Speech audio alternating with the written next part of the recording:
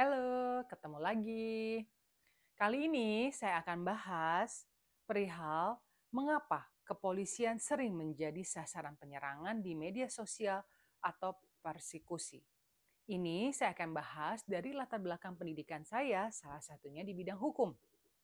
Kepolisian sering menjadi sasaran penyerangan di media sosial atau persekusi karena beberapa faktor. Adanya kekecewaan publik.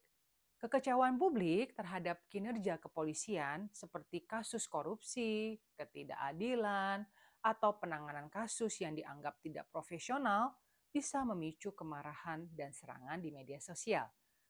Adanya provokasi.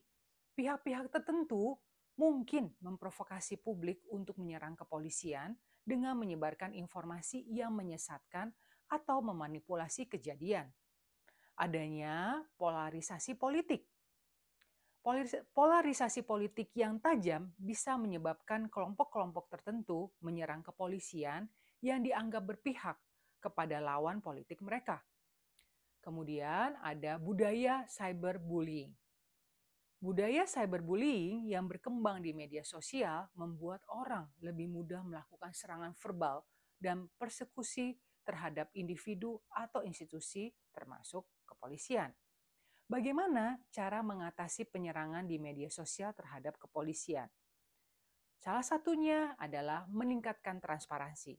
Kepolisian perlu meningkatkan transparansi dalam menjalankan tugas dan tanggung jawabnya. Hal ini bisa mengurangi rasa ketidakpercayaan dan kekecewaan publik. Kemudian, membangun komunikasi yang efektif. Kepolisian perlu membangun komunikasi yang efektif dengan publik baik melalui media sosial maupun cara lainnya. Menangani kasus dengan profesional.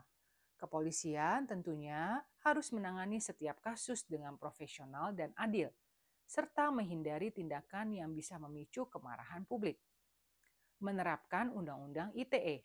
Undang-Undang ITE dapat digunakan untuk menindak pelaku penyerangan dan persekusi di media sosial. Pencegahan sejak dini sangat penting, seperti edukasi masyarakat tentang etika bermedia sosial dan bahaya cyberbullying. Kemudian apa saja konsekuensi hukum bagi penyerang? Ini diatur dalam Undang-Undang ITE. Jadi, pelaku bisa dijerat dengan beberapa pasal, antara lain pasal 27 ayat 3 Undang-Undang ITE.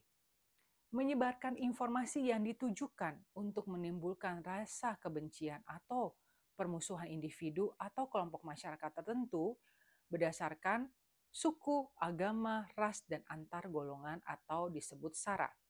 Pasal 45 ayat 3 Undang-Undang ITE. Menyebarkan informasi yang ditujukan untuk menimbulkan keonaran atau kekacauan. Pasal 28 ayat 2 Undang-Undang ITE. Menyebarkan informasi yang bersifat provokatif, menghasut, atau mengancam. Penyerangan dan persekusi terhadap kepolisian di media sosial merupakan masalah yang serius yang perlu ditangani tentunya dengan serius. Meningkatkan transparansi, membangun komunikasi yang efektif, dan menerapkan Undang-Undang ITE secara adil dan bijaksana merupakan langkah penting untuk mengatasi masalah ini. Demikian penjelasan dari saya. Sampai ketemu lagi.